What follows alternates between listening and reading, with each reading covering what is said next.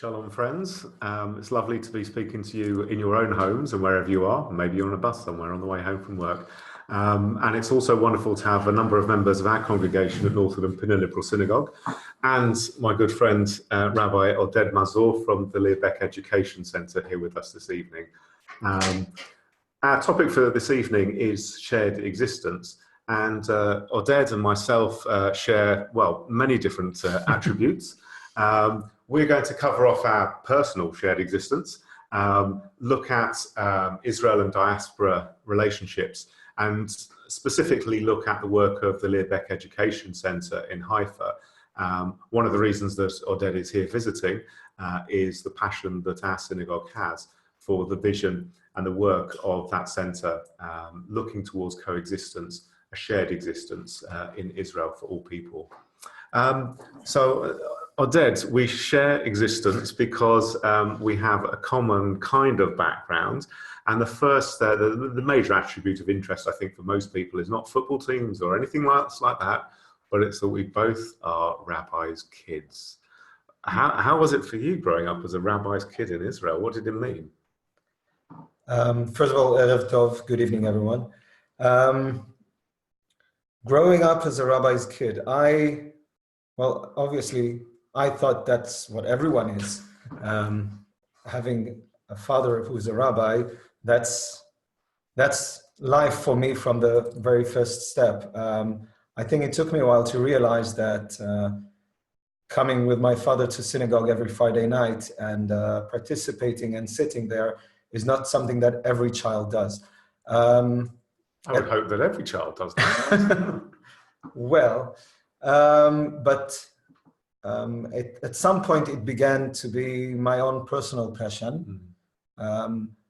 Another synagogue in which we were members, a Masorti one, had a very good way of bringing all the different children to be involved and reading from the Torah right up to the bar mitzvahs, and actually even teaching the trope to younger bar mitzvah boys and girls.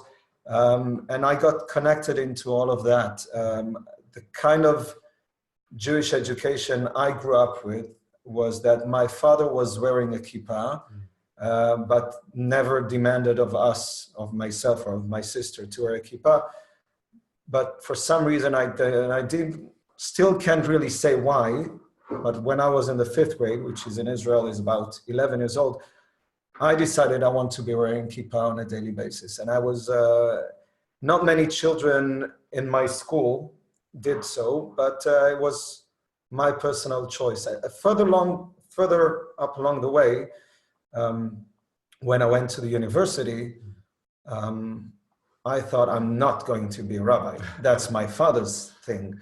But a few years later, I think when I realized that what I enjoy doing, enjoy learning, enjoy being involved in, but much more than just enjoying, what I feel is my personal mission, I decided that the fact that my father is a rabbi is not going to be a problem for me to become one myself, but I am going to create my own way and path in doing it, and taking all the good things that I received from both my parents on that and doing it my way.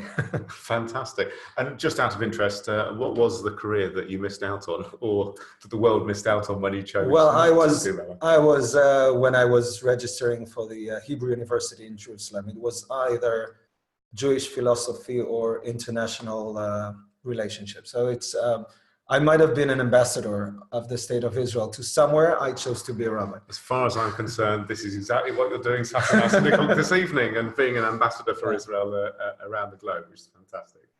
I have to say, one of the things that just as you ended, it really resonated with me, because as well as growing up in a rabbinic household, it wasn't just my dad. It was very much my mum who influenced me as well. And I think it reflects maybe the different kinds of rabbinate that we have. Oded, you're an incredible educator, as the people in the room will attest to as well. Some who have come because they've really sat at your feet and really enjoyed your teaching. For me, I was very much influenced by my mother, who was the pastoral care side of the team, I think. And for me, that's very much part of my rabbinate. I recall very vividly at one evening. We got news that somebody had taken their own life in the community, and mum and dad were going to go off to be with the widower, I can't remember which way round it was. And they just said very quietly, do you want to come and be with the children? I think I was about 15 or something like that.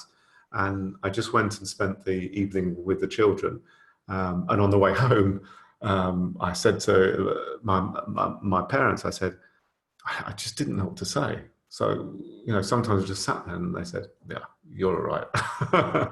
Because, sometimes there's nothing to say. But that experience was very profound for me. And taking that on board from my parents and feeling how people live and trying to help and support people in their lives was absolutely vital to me. I have to say as well, there was also some wonderful experiences sat with one of my best mates, who was the only other person who really was in synagogue with me on a regular basis, who was a punk. And I would be there rather devoutly saying the prayers, and he'd every now and then just nudge me and sort of say, that's a load of rubbish, if you really think that, because he was a great thinker and was asking questions about the text as well. And I was challenged by that. I was just happy to read and to sing and to be involved in the environment. And here was this mate challenging that and saying, but there, for me, that was the wicked son, the one who was, challenging everything, but he was there. It was a fantastic experience. We've, of course, had amazing experiences together as well, not just having rabbinic backgrounds, but also my experiences now at the Leo Baeck Education Centre in Haifa. That's begun to form very much my experience of Israel. In terms of the diaspora, you're having much more of an opportunity now to feel the diaspora and to find out what it means for Leo Baeck. In terms of more globally, to start off with, where do you see the role of the diaspora jury playing within the state of Israel? And there's lots at the moment, statements that sometimes come out, we don't need you. That's sometimes the environment that we feel in the diaspora. But from your point of view, what's the role that we can play?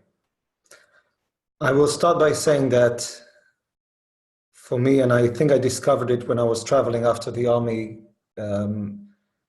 for half a year in Africa. The feeling is for me that the people of Israel is more than anything, it's a tribe. It's a big family. As we say in Israel, it's a chamula. Say in Israel and using Arabic for that. It's one big family. So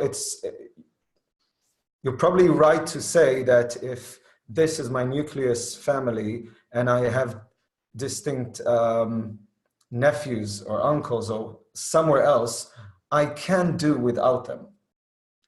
But would I like to do without them?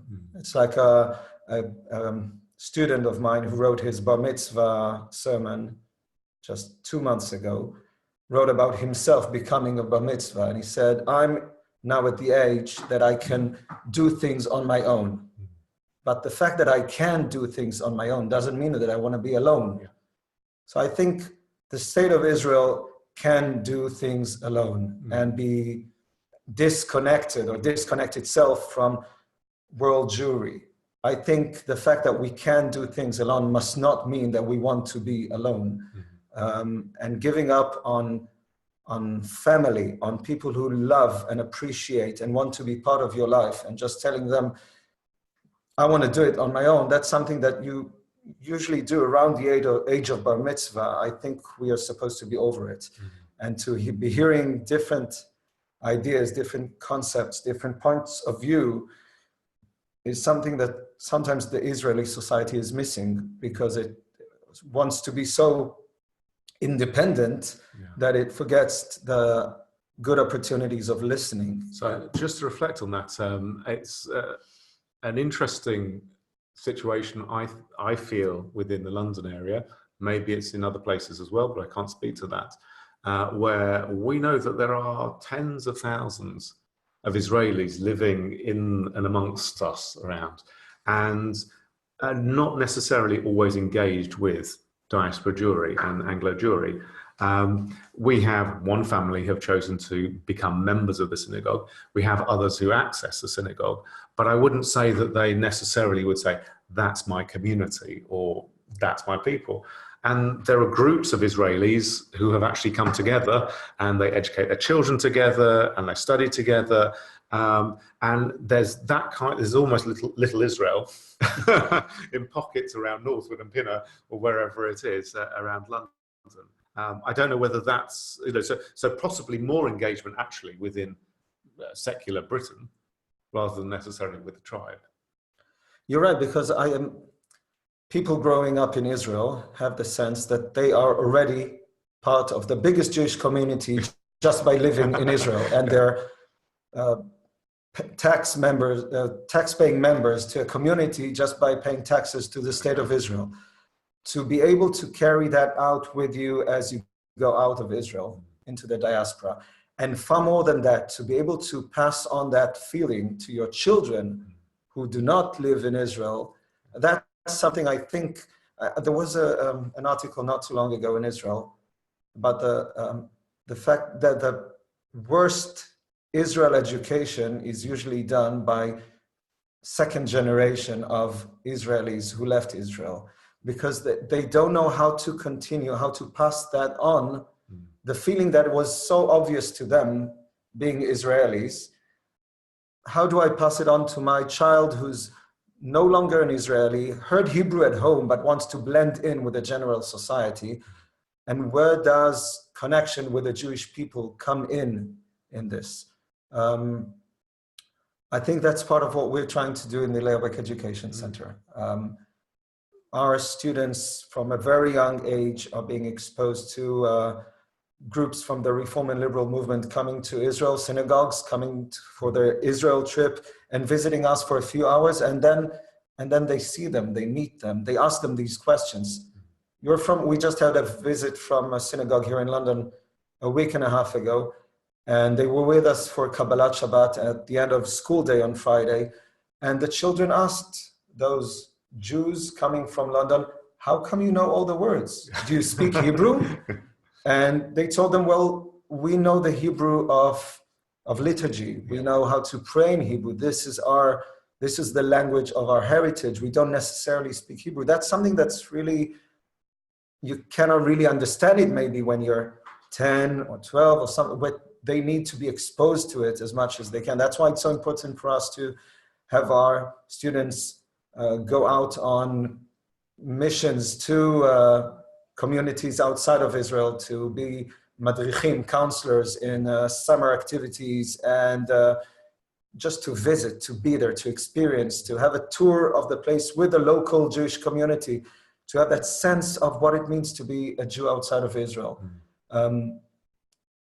Everything that could be said within a classroom in Haifa, be it as great as it can be, doesn't really do it as much as being for a week and a half in a congregation, giving the sermon, they're talking to children, talking to their peers, and see how they live their lives, and feeling at home, away from home, and knowing that, okay, this is something that I can be connected to. It's also sometimes feeling, what's it like to be a Jew outside of Israel? So there's the bit about being Israeli, and there's a bit about being Jewish as well. So this summer we were on holiday in Porto, in Portugal, and happened to be wandering along the road towards the synagogue, and I was wearing my kippah.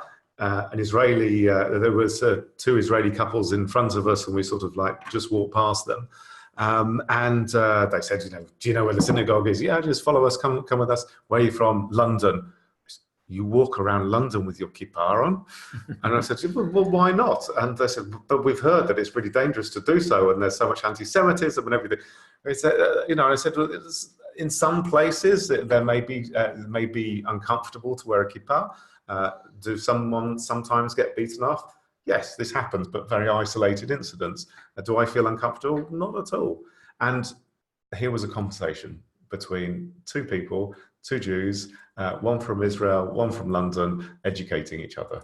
We want to have these kind of conversations start at the earliest age possible. Receiving greeting card for Tu B'Shvat from the Birmingham Progressive Synagogue and bring it over to the 5th graders and tell them, you see, these are Jewish children from Birmingham. Do you know where Birmingham is? Yeah.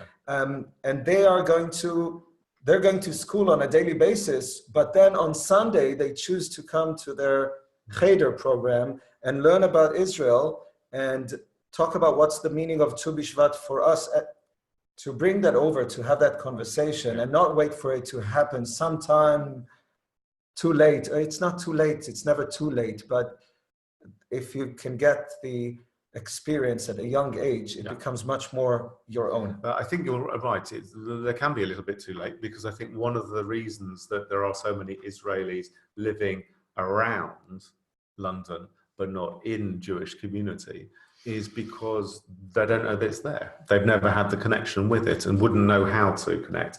I think partly it's a secular religious issue. Most of our communal buildings are synagogues. And what synagogue says to an Israeli is not necessarily always positive or always something they would see. Certainly don't pay money for it. And whereas we're membership organisations, we're like a club.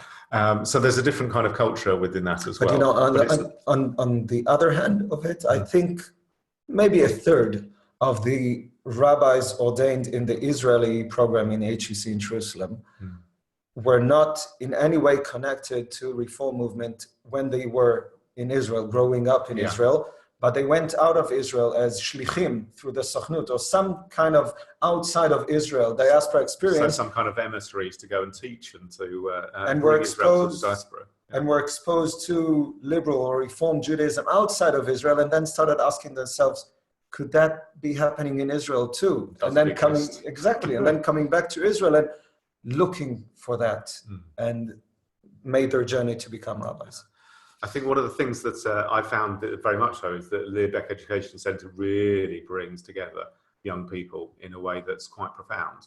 A couple of Purims ago, we had a big band come to the synagogue, and to see our young musicians sitting and listening and watching this incredible group of youngsters performing was fantastic.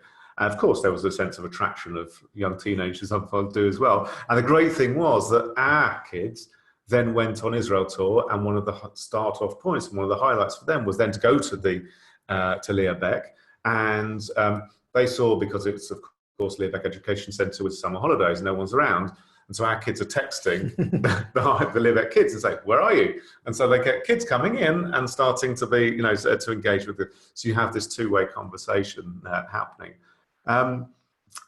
There's also a very, very important aspect of the Leo Baeck Centre as well, is not just shared existence with Jews in the diaspora, but within Israel as well.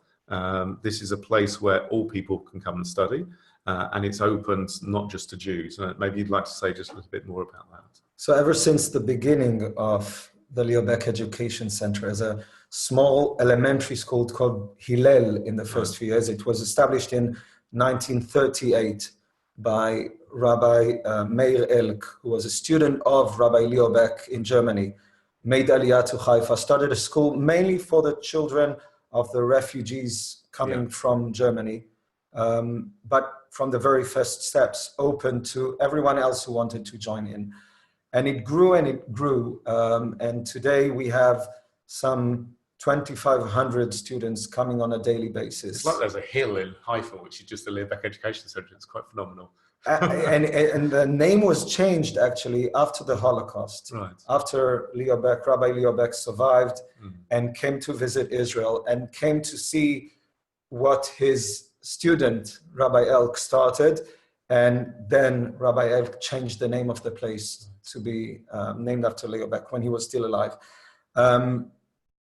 And further on along the way, when Rabbi Samuels came from Houston, Texas, and joined in with Rabbi Elk and expanded the whole school and the center. And so there was the school, the synagogue, the Oel Avraham synagogue, and a community and sports center, which serves all of the western neighborhoods of Haifa. And the western neighborhoods of Haifa are the most mixed ones. We have every component of Israeli society living there together. Jews and Arabs, newcomers from everywhere you can imagine, sabras, and actually, when anyone comes to visit, one of my favorite points to show within the school is the point where you can really see the neighborhoods that are on the slopes of the Carmel going down towards the Mediterranean, but you can see that you're still on the top. This is the meeting point of the top of the Carmel and the slopes. The top of the Carmel is the mainly Jewish, more established, more affluent neighborhoods. Slopes of the Carmel, much more mixed, everyone there together. And we are sitting exactly where there's two populations meet. We reach out to all of these different populations, and they come to us. And so if you go to the swimming pool, you can hear Hebrew, Arabic, Amharic, Russian, all around you. We are not looking to serve a small, progressive Jewish community, but rather to bring our ideology as progressive Jews to the widest society that we can. We have non-Jewish students in our school participating in our Jewish services, because our Jewish services are done in a way that obviously we're talking in Hebrew because that's our language. We're using the language of Jewish tradition or Jewish heritage, but our aim is not to convert everyone to be Reform or progressive Jews. Our aim is to give them the tools, the ability, the language to be the kind of people who would wake up in the morning with a feeling of gratitude for what they have in their lives and a feeling of wow about the world they live in, but also the ability to open their eyes and look around them at the world and see what's not right yet. And also to, from that feeling, to talk with God and say, I want this. This is my prayer. This is my hope. And not to stop there, but rather to think, so what can I do about it? And who's sitting next to me in my class, in the synagogue, swimming next to me in the swimming pool? Maybe we could talk about it. Just one little example. A few years ago, we started a young women's basketball team. And obviously, because of the place we're located in, Jewish and Arab young women came to play basketball together. And that was going great for a while. And at some point, someone dared to say, if it's going so well, why don't we dare to not put aside our differences, but bring these differences, bring our different backgrounds to the court and put the ball aside for a minute and sit in a circle and talk about who we are, where we come from. We are young women playing basketball together, but we also come from a certain family and heritage and story and dilemmas, etc. And what grew up from that is a community of families, Jewish and Arab, connected through their daughters playing basketball together. It grew to be much more than that. I think that very much is one of the ethos of the centre. I think one of the very beautiful things that I was privileged to witness was in tefillah, in prayer. The last time I was in Israel with you, and I think they were quite young children. One of the most amazing things was the drumming which was going on. With the older group, it was pretty harmonious. With the younger ones, it was all over the place, but quite magnificent to see the enthusiasm of the young people playing together. And you might think that the colour of the skin was one, but it wasn't. It was a whole mix of people from a whole hodgepodge of different backgrounds. And it was amazing to see these young people all coming together, shared tefillah, expressing themselves on these drums. As I said, not necessarily all with the same beat or in the same time, but that's fine. That's Israeli society. It was in total harmony with each of their heartbeats. Yeah, absolutely, absolutely. It was a magnificent thing to see. At one point as well, all the children went dancing around the synagogue. There really was a sense of fun. There was a sense of a shared existence. And I had a real sense of awe for Rabbi Oded as the rabbi at that moment, thinking, I couldn't cope with that kind of chaos, but obviously this is the way that it runs in. Well, it is Israeli. Amazing. It is Israeli. That's incredible. The other projects which Leo Baeck are very much engaged with in these kinds of neighbourhoods which you're talking about is very much doing and modelling the going out into the world around and trying to provide support networks, the best kind of environment for people to grow up in. And you might want to say just a little bit about one or two of the centres which Leo Baeck has helped to foster. So I'll start with something else that's within the school, and that is the number of students and classes that we have of children with special needs on the autistic spectrum within our school is bigger than any such school that is standing on its own in the north of Israel. Because you do take them in? Because we take, some of them are in special classes, right. Some of them are integrated into regular classes, but the fact that children walk around in the corridors or play outside with every part of society, children that sometimes, you wouldn't have the interaction with. Yeah. That's so important, sitting next to them in the dining room, because our elementary school students eat lunch in school, and so does the special needs school students. And they sit together there and eat. It's something so small, but otherwise it wouldn't happen. Yeah. In our outreach centers, there's, for example, one mainly in an Ethiopian, Jews who came from Ethiopia, made Aliyah to Israel, parents working so hard, so many hours a day to provide for their family. So working with the little kids and working with the mothers on how to function as mothers in this so different environment than what they came from. Another place is the Ein Hayam neighborhood, which is a total mixture of the Israeli society in a very small neighborhood. And for a long time, that was a problem for many of the people living there. They didn't speak the same language, they didn't go to the same school, they didn't go to the same house of worship. That was a problem. When we got involved there, we tried to think, and I wasn't involved, but I'm so proud and inspired by the work that was done there. How to get these people start doing things together. So that started with a communal garden. The municipality of Haifa gave a little piece of ground. It was given to different people, different families to grow their own vegetables.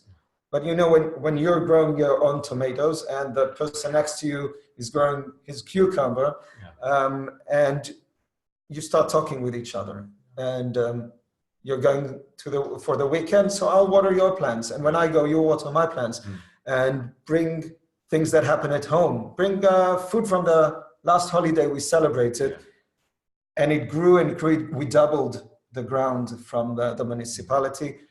And another project that started from that, the people, the volunteers who came said, let's create a walking trail in this neighborhood, walking between the different buildings and the different families and the different stories. Now they have a sense of pride about their mixed neighborhood. This is the uniqueness of who we are. And again, we are progressive Jews. We are affiliated with the World Union for Progressive Judaism. We don't want to just talk about the society we hope that we will have sometimes. We're trying our best to create it. And very much encouraging tourists to come and visit as well. So on your next journey to Haifa, you can actually go and see a real tourist site, which is to come and see a real neighborhood, real shared existence within Haifa of people living together. It's a fantastic trail, so I do encourage people to come along and experience that. There's also projects, I know, one of the projects which this synagogue supported through a High Holy Day appeal was a phenomenal program where students from Leo Baeck, probably the high school, I guess, older teenagers, together with teenagers from a school in Nazareth, came together to create a project. And in a sense, they ended up with a kind of West Side Story-ish kind of thing, but no one died at the end. And about, how do you put a bunch of Arab kids and a bunch of Jewish kids in a room, and you want us to create a drama and a program. And this came on tour, and we brought it out to London. I think it went to Zurich as well, or to Zurich or Geneva, something like that. And an amazing program.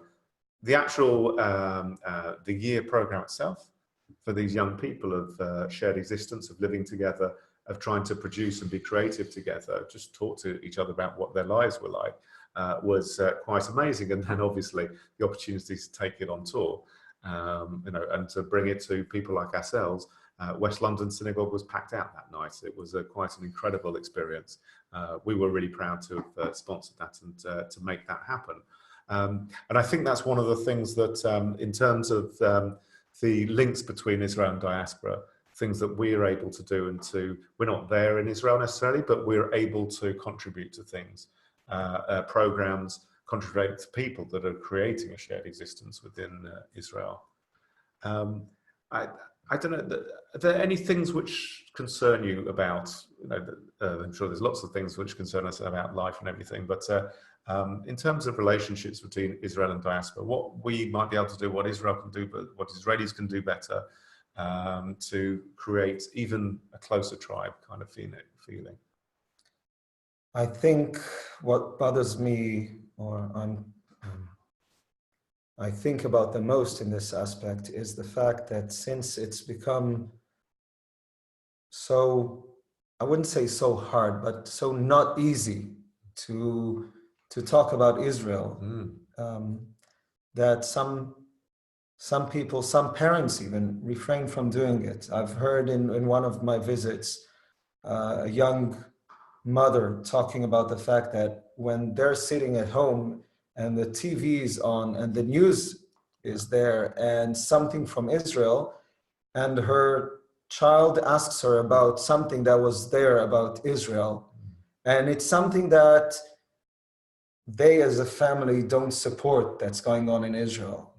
How do I talk with my child about being not happy with something that is going on in Israel, and on the other hand, loving Israel and supporting it?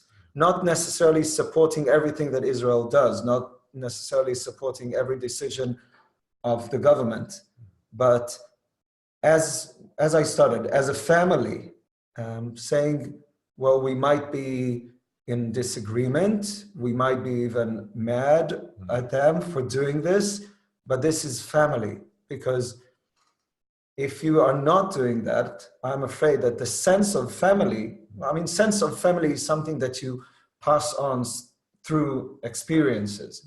You cannot just state we're families. You need to create this atmosphere. You need to pass on this sense of loving and caring and being upset because you care.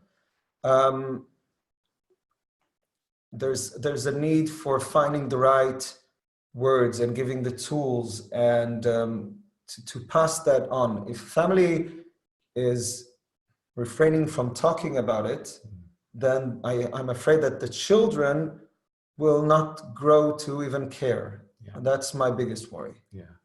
I think just living in that situation and having children that are questioning, and I'd love my children to listen to the news a lot more than they do, but they do pick up on what's going on around them.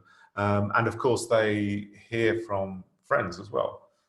What's going on in Israel? What's Israel doing? And regardless of how one might like to make complete distinctions between Israel and Jews, it's a very difficult one to make. And for young people, I think in particular situations, it's tough.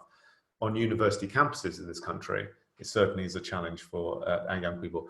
Not in all universities. Plenty of universities are not very political, and it's not brought there, but in some, it certainly is a very difficult environment. I don't think many adults know how to be able, as I think you've hinted at, know how to be able to respond. And it's that bit of hasbara, advocacy for Israel, which in the past I think correct me if I'm wrong, was probably quite a right-wing thing. It was like a kind of, no, Israel do or die, it's right, you just got to challenge anybody who challenges, says that Israel's wrong. I think it's much more nuanced now. It's actually being able to accept, yeah, Israel does things wrong every now and then, the government does things wrong every now and then. Don't our government do things wrong? When we talk about the press and how one is able to talk about Israel, to actually be able to say, well, have a look at Haaretz online and see what that is actually saying about Israel. And at the same time, look at the Jerusalem Post and look at, there's a whole variety. In the same way, well, we've got a Guardian. We've got this freedom of speech which allows us to be critical. When we close everything down, that's deeply problematic. And I think part of the problem also definitely is on our side. I mean, the Israelis' side. Sometimes it's easiest for Israelis to say, well, if you're not supportive, then you're against us. And that puts people away. Yeah. I think Israelis in general are not that very good in receiving criticism. And if we do it too long and too loud, I think that pushes people away. That's my problem with the Israeli society. That's my problem being a Reform rabbi in Israel and offering another option, another way of celebrating Jewish identity within Israeli society. And sometimes it's going into very big debates with people, but these are the people who are still willing to listen, to take part in this kind of conversation. If we push people away, at a certain point, they're going to be pushed away. And refrain from trying to reach out. Our difficulty often, I think, is we want to see Israel as different to any other country, any other nation state, and we often try to put it on a pedestal and expect it to act differently. In a world which is incredibly polarized, and you either think like that or you think like that, and this lot, has to be right, and this lot has. Israel's a bit like that as well sometimes as well, and it is the same. It is going through that same notions of popularism and polarization as every other country. I think for me, one of the most important things has been to be in relationship. It's all too difficult, all too easy just to ignore it. I have to say that my wife and my family, when we continued to come to Israel through quite a few difficult years of suicide bombings, various different things which were going on, and people felt, well, this is happening everywhere in Israel, and we continued to come. Our families questioned us, and they said, are you sure you're taking the children? Tammy's pregnant. How can you do this? We continued and hopefully sort of brought more and more people to come be in relationship and to come to Israel, because I think it is in relationship which we get that better understanding of each other. I've got one more question in a second, but I'm also just going to turn to the other people in the room as well to engage as well and give you a couple of seconds of warning. If you have a question, then let me come to you in a few moments. You don't have to, but that's absolutely fine. You're reaching for a pen there, Gary. No one can see it, but you're welcome to speak it out as well, because we love you. My final question really is about your wishes for your children. You have lovely children. You live on a beautiful kibbutz. It's in the north of Israel. It's in and amongst people living side by side. There's Arab villages nearby. There's near to Nazareth. What are your hopes, dreams for your children? I'm trying to keep my hopes very high. I must say, as a praying Jew, our prayers teach us, I think, or what I take personally of it, is not to give up on the option. If I may put in a small Dvar Torah, a small word of Torah, one of the first times that this root of tefillah is mentioned in the Torah is when Jacob meets Joseph again, and he says, I didn't no, it's a problem how to translate it, but re'ot panecha lo pilalti. Yeah. I never thought I would see your face again. And this pilalti is the same root as tefillah. So what could it mean? It's a father who lost his child. Was he not praying to see his lost child again? In a way, of course he was, but what in the context of the verse, it means I never thought it could be possible. Yeah. So in a way, from that I learned that tefillah is really believing that something is possible.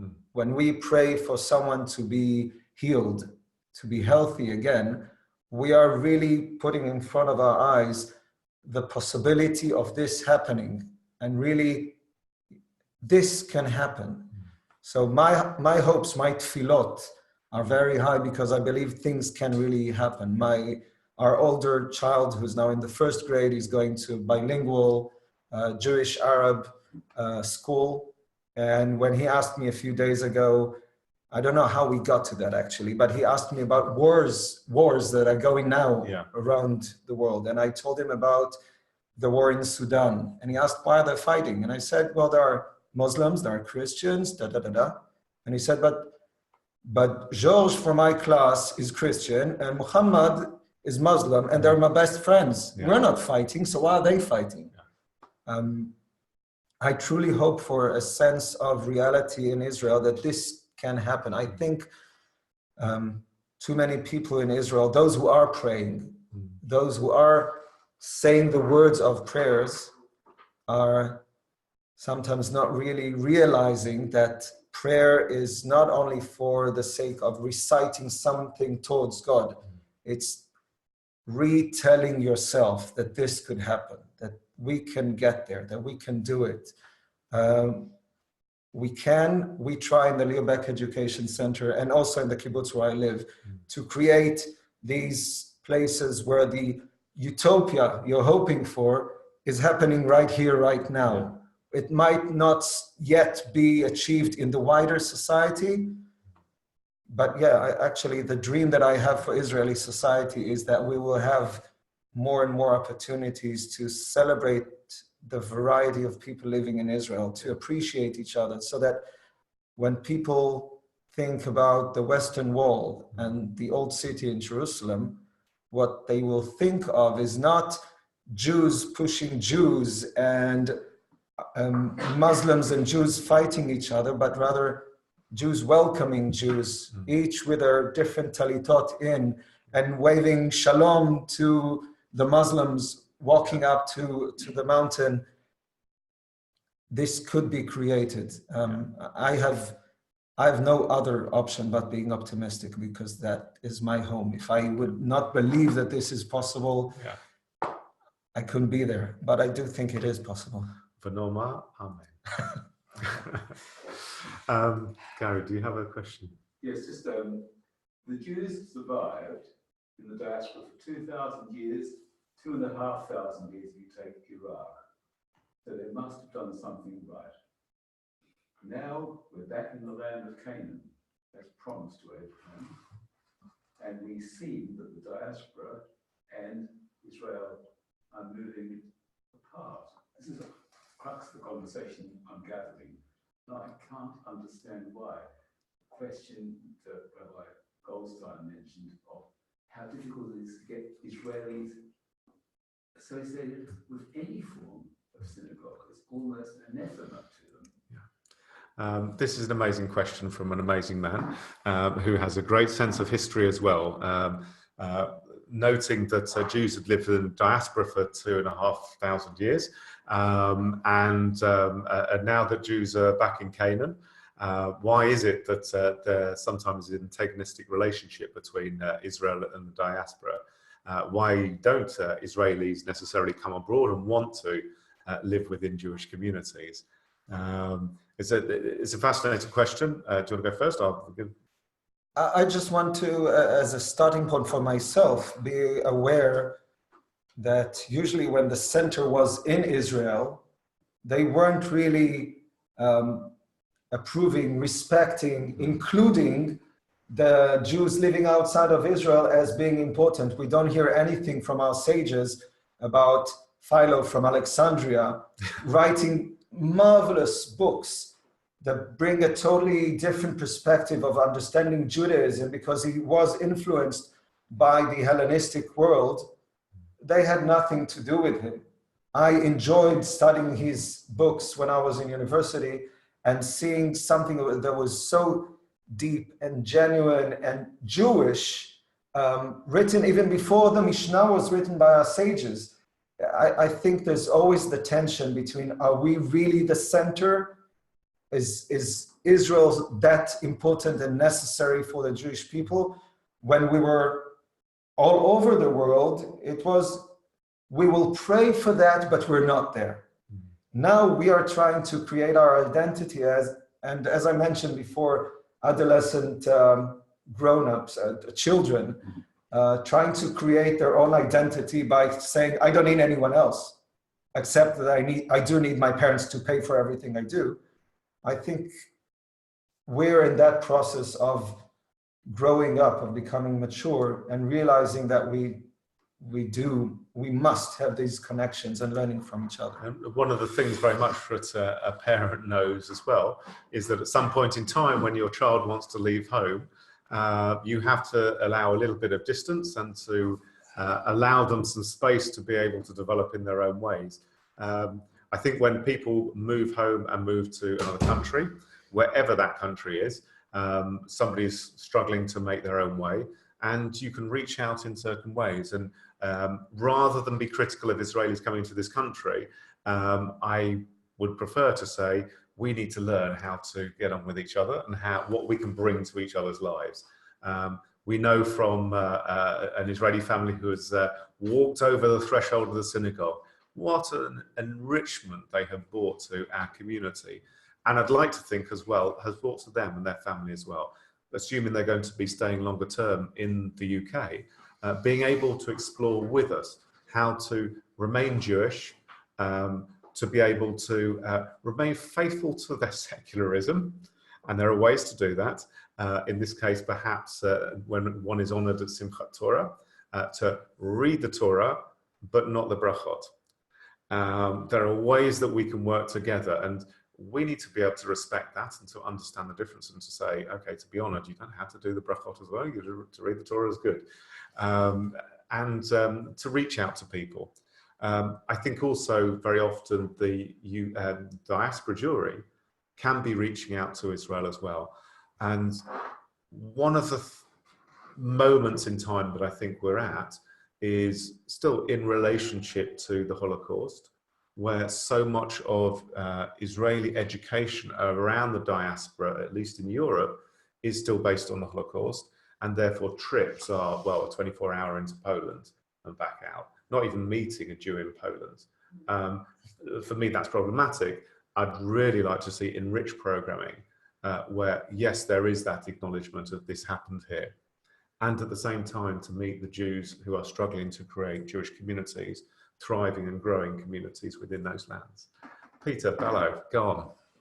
Following on from just that very point on education being sort of slightly focused on the Holocaust, I have, as you were talking, aspect of family and diaspora.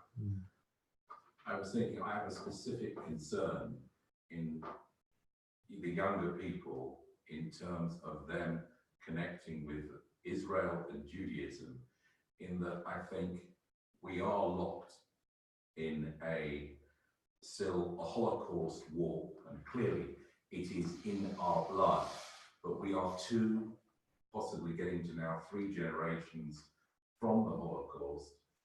The kids of 15, 20, it's history. Of course it's in their veins and in their bloods, but it's not as close as if you've been in a camp or you're a son of somebody who escaped from Nazi Germany or whatever.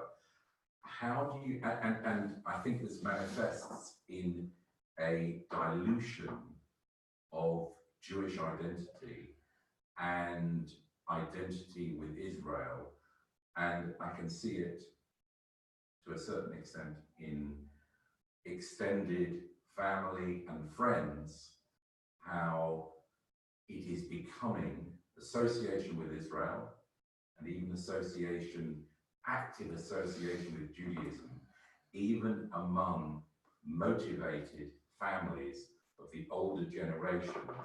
They're not doing things out of obligation. They're questioning it in the same way you were talking about in a family, if they ask you questions, and the Israeli reaction would be, to sort of push away, don't question. The kids are not doing it out of obligation. How do you actually appeal? It's more than appeal, because it's maintained in the bosom. That generation, I would say broadly 15 to 30, who I think are drifting away in their Israeli involvement and the Jewish involvement. Yeah, so the question, just in case people didn't hear at home, the question is very much about how do we engage with people 15 up, young adults, who perhaps are drifting away. We know that demographically, and we know that statistically in surveys that people like the Jewish Policy Research Unit have done as well, where focal points perhaps which used to be on Israel, used to be around Holocaust. Peter used the word obligation, that there was some kind of responsibility towards it as well, where those has dissipated in some respect. I think that's the question. If I've summed it up, okay, maybe just I've missed one or two bits out, but enough for us to be able to have a response. I would like first to start with two different things that we do around Holocaust Memorial Day in our school. First of all, there's a project going on in Israel for the past few years, I think 7 years or so, called Zikaron Basalon, Remembrance Within the Living Room. It started with a group of students in Jerusalem in the Hebrew University who said on this coming Holocaust Memorial Day, we're not going to go outside to a ceremony. We're not going to sit in an auditorium away from someone there talking to us. We want something that's really touching, that's really connected to who we are. And they organized for one of the grandparents of one of the students to come and talk.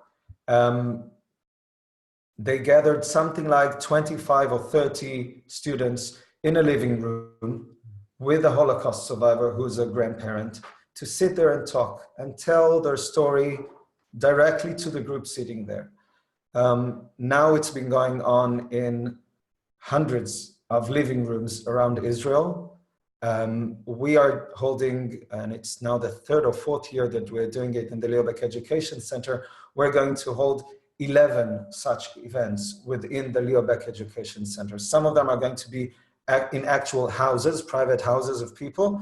Some of them are going to be based on this idea happening in our classrooms.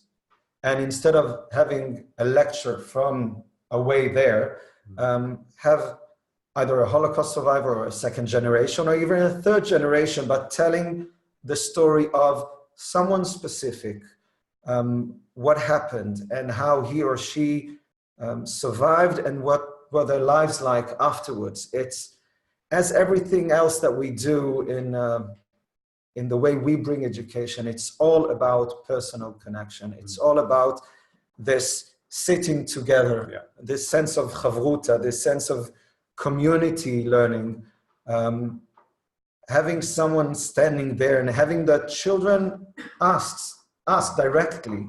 So we're going to bring someone to tell the story of his uncle who came from Saloniki and survived the Holocaust and never wanted to tell any story, but was making paintings, drawings, and to tell the story about that. So that's one thing. And another thing that's very, very important to us, the way we commemorate the Holocaust on Holocaust Memorial Day for the elementary school, we choose a value that we want to talk about. Not choosing the Jews of Hungary or the Jews of, we want to talk about a value that is important to our society today as it was important then. 2 years ago, the topic was not to be a bystander. So we brought stories of people standing and think, what am I going to do? This is going on. What am I going to do? What my reaction is going to be about that? That's something that every child within a school knows what it feels like when you see someone bullying someone else. Am I just going to say this is none of my business? Or am I going to be active and try to prevent it from happening? And doing that through the stories that came up from the Shoah. It's education, but it's not saying this is what happened then. We can learn something about being humane. It's value-based within our own lives. And also, just to say to Peter, one of the things that Oded and I are talking about is we from the synagogue take groups to the Czech Republic and to go to a town where one of our Torah scrolls is a survivor. And now we're trying to see how can we have a mifgash, how can we have a meetup with teenagers coming from the centre in Haifa to meet up with our teenagers. It doesn't necessarily answer all of your questions around how do you do with the dissipation of a young adult generation. Unfortunately, I think that's number one, that's part of our society problems and not just a Jewish problem. But I think one thing that Oded was talking about there is how do we create stories again, which actually are meaningful and have real value to their lives. I believe that we even have a question now coming in from outside of this room as well, from on the videos. Is that right? I haven't a clue. Yes. We have had a question come in, and it discusses a bit about the programming you were speaking about these living rooms that you're doing, and obviously knowing that the people who are able to talk are slipping away faster and faster. Are you able to record those so that future generations, future classes can engage as well? Yeah, we are, and there are many projects going around the world of recording testimonies of survivors. Steven Spielberg has got a very big archive of such recordings, and both my grandparents on my father's side, who are Holocaust survivors from the Netherlands, we have their recordings done by the Spielberg archives. But I think for the generations to come, we will have the stories, we will have the testimonies, we will have the greater question for me is how to make it relevant. Because to sit in a room and listen to something that someone said 20 years ago, in the speed that technology is changing, that's going to be more and more difficult to even have the materials that we have. I think one of the things that certainly in this country, there's we're making avatars out of testimony. So being able to take into school that person, sort of virtually, and to be as close to it as possible. I think one of the relevant things as well, and which really will speak to the future generations, and is to talk in their world around us. I know we're sort of struggling with time a little bit now, so we need to wrap up. I want you to say the last couple of words. But certainly one of the things which is always most meaningful to me and is a thread throughout Judaism is that we were strangers in Egypt and we were slaves in Egypt. And that still works today. But the way that it works isn't by saying we are slaves now. It's by saying this other people is. And it's our Jewish duty because of that we have responsibility to try to end that. It's not to say that any genocide is worse than any other, but it's to say because we as a people have experienced the Shoah, the Holocaust, we have a duty to try to help and support other people who have experienced genocide within their societies. And for our young people, I think that's possibly a way that may make this relevant for them, that Judaism and the Shoah is relevant to their lives because they are able to apply their feelings and their emotion of my people, we experience that. We know what you're experiencing. we need to try to do something about that. My greatest hope is that we will always be committed to seeing the person that's sitting next to us, listening to the story, listening to what the other person has to bring, how that resonates with who I am and what we can do together.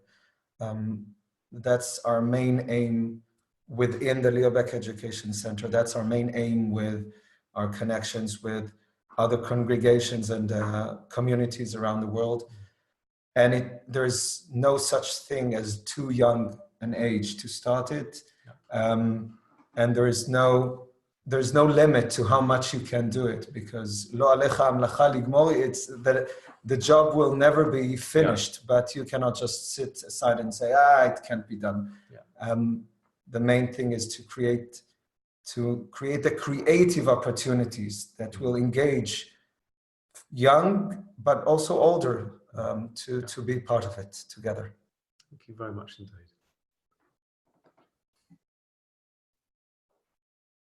So I would just like to thank the community here, MPLS, all the partners that make up the Israel Desk and the Alliance for Progressive Judaism here in the United Kingdom, including the Liberal Movement, the Reform Movement, Reform Judaism and Liberal Judaism. They bring a lot to us, and hearing from a rabbi here, I think you see that. Also, Friends of Leo Baeck Haifa, who enabled this evening to happen, including also Pro Zion. If it's in our realm, we are very, very thankful for their involvement. Thank you both, Aaron and Oded, for your time tonight and for giving us a bit of shared existence in what it looks like. As someone who's been to Leo Baeck, I can only say that you need to go. And the garden, for someone who does not want to garden at all, the view from the garden could turn anyone into a gardener there in Haifa, looking out onto the sea. It is beautiful. Thank you all for your time this evening. Thank you for tuning in. Thank you for showing up. For those of you who are with us here in this room, we really appreciate it. Have a wonderful evening. Good night.